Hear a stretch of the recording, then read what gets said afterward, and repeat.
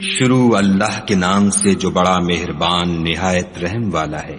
جو لوگ کافر ہیں یعنی اہل کتاب اور مشرک، وہ کفر سے باز رہنے والے نہ تھے جب تک کہ ان کے پاس کھلی دلیل نہ آتی، یعنی خدا کے پیغمبر جو پاک اوراق پڑھتے ہیں جن میں مستحکم آیتیں لکھی ہوئی ہیں، اور اہل کتاب جو متفرق و مختلف ہوئے ہیں تو دلیل واضح کے آنے کے بعد ہوئے ہیں،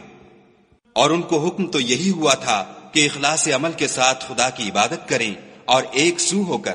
اور نماز پڑھیں اور زکوٰۃ دیں، اور یہی سچا دین ہے۔ جو لوگ کافر ہیں یعنی اہل کتاب اور مشرک، وہ دوزخ کی آگ میں پڑیں گے اور ہمیشہ اس میں رہیں گے، یہ لوگ سب مخلوق سے بدتر ہیں۔ اور جو لوگ ایمان لائے اور نیک عمل کرتے رہے وہ تمام خلقت سے بہتر ہیں، ان کا صلہ ان کے پروردگار کے ہاں ہمیشہ رہنے کے باغ ہیں جن کے نیچے نہریں بہ رہی ہیں، ابد الآباد ان میں رہیں گے، خدا ان سے خوش اور وہ اس سے خوش۔ یہ صلہ اس کے لیے ہے جو اپنے پروردگار سے ڈرتا ہے۔